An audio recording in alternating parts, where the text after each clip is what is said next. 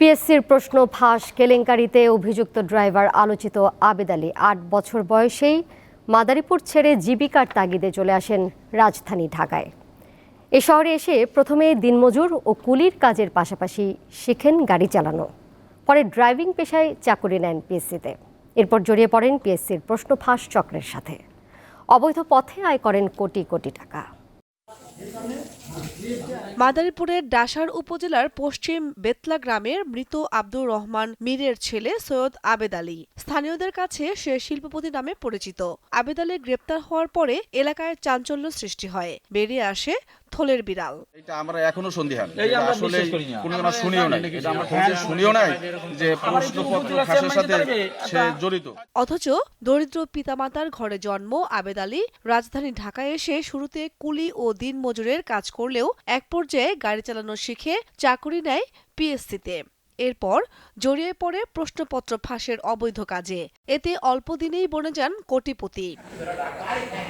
সে এবং তার পরিবারের সদস্যরা ব্যবহার করেন দামি গাড়ি। ঢাকায় রয়েছে তার বিলাসবহুল একাধিক বাড়ি। অথচ এলাকার মানুষের কাছে তার পরিচয় সচিবালয়ের অবসরপ্রাপ্ত কর্মকর্তা, ঢাকায় রিয়েল এস্টেট ব্যবসায়ী। কাঁচামাল ব্যবসা করে, চালের ব্যবসা করে, ওখান থেকে সে চাকরি করছে, পাশাপাশি ব্যবসা করছে, ব্যবসা করতে করতে সেই ডেভেলপের ব্যবসা করছে, এই পর্যন্ত আসছে।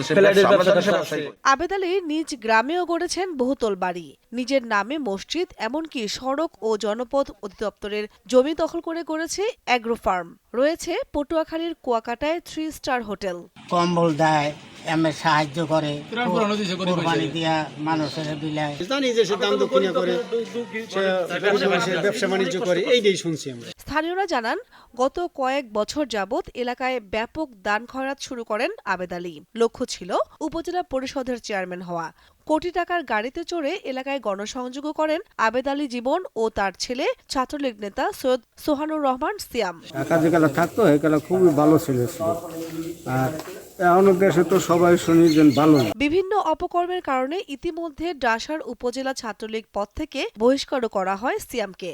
এরই মধ্যে আবেদ আলীর অবৈধ সম্পদের বিষয়ে উপজেলা প্রশাসন অনুসন্ধান শুরু করবেন বলে জানিয়েছেন জেলা প্রশাসক। উনি যদি অবৈধভাবে কোনো সম্পত্তি যদি উনি হস্তগত করে থাকেন, সেই বিষয়ে খোঁজ খবর আনার পরে আমাদের আইনানুগভাবে যা যা অ্যাকশনে যাওয়ার আমরা সেই অ্যাকশনে আমরা যাব। একই সাথে যদি আদালত থেকে কোনো কিছু বা কোনো আদেশ আসে বা অন্য কোনো কিছু যদি ইনস্ট্রাকশনস আসে, সেই ইনস্ট্রাকশনস ইমপ্লিমেন্টেশনের জন্য আমাদের অ্যাডমিনিস্ট্রেশন থেকে যত ধরনের অ্যাসিস্ট্যান্স সবকিছু আমরা এনশিওর করব। বিষয়টি প্রধান কার্যালয়কে অবহিত করা হবে বলে জানান জেলা দুর্নীতি দমন কমিশন। কামরুন নাহার, দীপ্ত, বার্তা কক্ষ।